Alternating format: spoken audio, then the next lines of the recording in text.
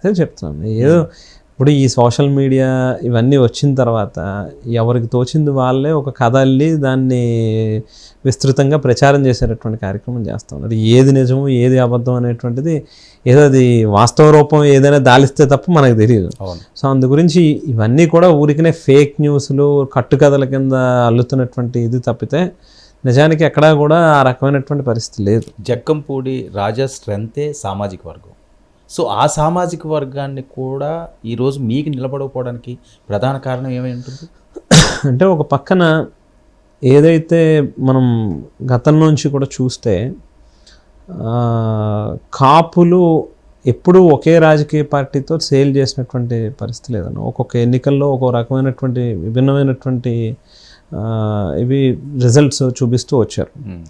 So ఇక్కడ కాపుల్ని పూర్తిగా జగన్మోహన్ రెడ్డి గారు ఏమి విడిచిపెట్టిన పరిస్థితో లేకపోతే కాపులు నాకు అవసరం లేదు అనుకునేటటువంటి ఆలోచనతోనూ ఏ రోజు అడుగులు వేయలేదు. కానీ బట్ బీసీ, ఎస్సీ, ఎస్టీ మైనారిటీలు అనేటువంటిది సమాజంలో బాగా అణగారినటువంటి వర్గాలు, అనాదిగా వస్తున్నటువంటి పరిస్థితులు వాళ్ళని అప్లిఫ్ట్ చేయాలి, సామాజికంగా ఆర్థికంగా అన్ని రకాలుగా రాజకీయంగా కానీ అన్ని రకాలుగా వాళ్ళని అప్లిఫ్ట్మెంట్ అనేటువంటిది ఇవ్వాలి అనేటువంటి ఉద్దేశంతో నా బీసీ, నా ఎస్సీ, నా మైనారిటీ అనేటువంటిది ఏదైతే ఇచ్చారో కొంత మేము ఆశించినటువంటి రీతిలో BC, SC, ST minority vote bank consolidation అనేటువంటిది జరగలేదు. కానీ ఆ కారణంగా ఓసీ ఓటర్లు అంటే ఇంక్లూడింగ్ రెడ్డి కమ్యూనిటీ కూడా పూర్తి స్థాయిలో వైఎస్ఆర్ కాంగ్రెస్ పార్టీ వైపుకి చూసినటువంటి పరిస్థితి కనిపించలే.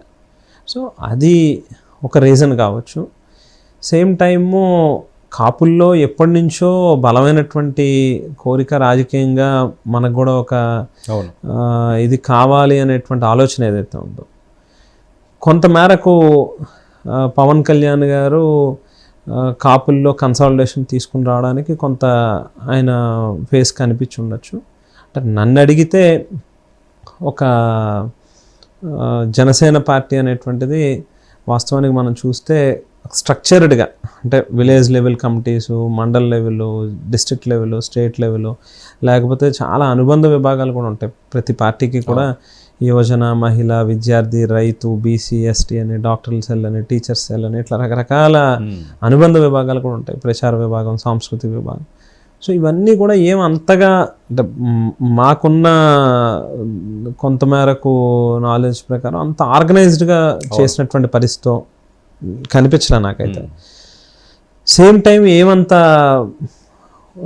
పెద్ద ఎత్తున ఉద్యమాలు లేకపోతే ఇంకోటో చేసినటువంటి పరిస్థితి కూడా కనిపించలే. బట్ కాపులు ఎవరు కనిపించిన ఇదిలో ఏదో సామెత చెప్పినట్టుగా ఆయనే నాదుడిలాగా భావించారు.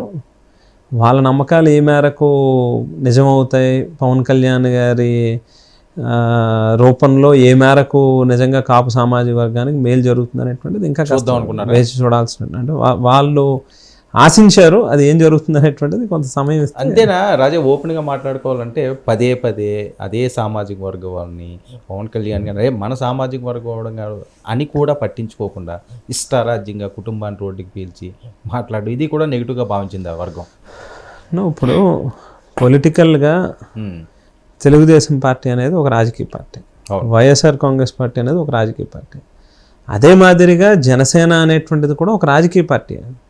వేళ పవన్ కళ్యాణ్ గారిని తిట్టకూడదు, పవన్ కళ్యాణ్ గారు మాత్రం అందరినీ ఎడాపెడా, ఇప్పుడు మా నియోజకవర్గానికి వచ్చాడు రకరకాల ఆరోపణలు చేశారు మా మీద, అన్నీ కూడా నిరాధారమైనటువంటివి.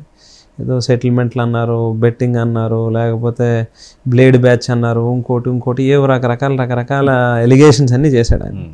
అంటే ఆయన మాత్రం మమ్మల్ని అనొచ్చు, మేము ఏదైనా తిరిగి అదే రాజకీయ కోణంలో ఆయన్ని మేమంటే మాత్రం అదో పెద్ద మీవే ఎందుకు హైలైట్ అయినాయి, పవన్ కళ్యాణ్ గారికి అంత ఎందుకు హైలైట్ అవ్వలేదు? ఎలా అన్నా మీవే మీ మాటలే మీ వాయిస్ ప్రజల్లో ఎక్కువగా నలిగినాయి. పవన్ కళ్యాణ్ సహజంగా పబ్లిక్ ఎప్పుడు కూడా రూలింగ్ పార్టీలో ఉన్నటువంటి వాళ్ళ యొక్క మాటని ఎక్కువ తీసుకుంటారు. ప్రతి మాటని ప్రతి సందర్భాన్ని కూడా చాలా నిశితంగా గమనిస్తూ ఉంటారు ప్రజలు. సో రూలింగ్ పార్టీ వాళ్ళు ఎక్కడైనా కాస్త అగ్రెసివ్గా మాట్లాడినా, ఏదైనా గమ్ముని మాట్లాడిన దాంట్లో ప్రతి దాంట్లో కూడా తప్పులు వెతుకుతూ ఉంటారు. ప్రతిపక్షంలో ఉన్నటువంటి వాళ్ళు మాట్లాడితే అంత లోతుగా వెతికి వాటి మీద ఎక్కువ చర్చ పెట్టే పరిస్థితి ఉండదు. కానీ రూలింగ్ పార్టీ వాళ్ళు ఏం మాట్లాడినా కూడా సహజంగా ప్రజలు దాని మీద చర్చ అనేది జరుగుతుంది. మీ సామాజిక వర్గంలో మీకున్న మెయిన్ లీడర్స్ చాలామందితో మీ టచ్లో ఉంటారు కాబట్టి పవన్ కళ్యాణ్ విషయం వచ్చినప్పుడు ఎప్పుడన్నా ఎందుకు లేబ్బా అనవసరంగా ఇది మనలో మనమే అనుకుంటున్నామని ఎప్పుడన్నా ఆ టాపిక్ వచ్చిదా? అంటే నా వరకు అయితే ఒకటే అంటాను, ఆయన ఒక పొలిటికల్ పార్టీ, మేము పొలిటికల్ పార్టీ. అటువంటప్పుడు ఆయన మమ్మల్ని విమర్శ చేయొచ్చు, మేము ఆయన్ని ప్రతి విమర్శ చేయొచ్చు. విమర్శలు చేయడానికి ఒక లిమిట్ ఉంటుంది కదా. మరి అదే దాన్నే వాళ్ళకు కూడా వర్తిస్తుంది కదన్న.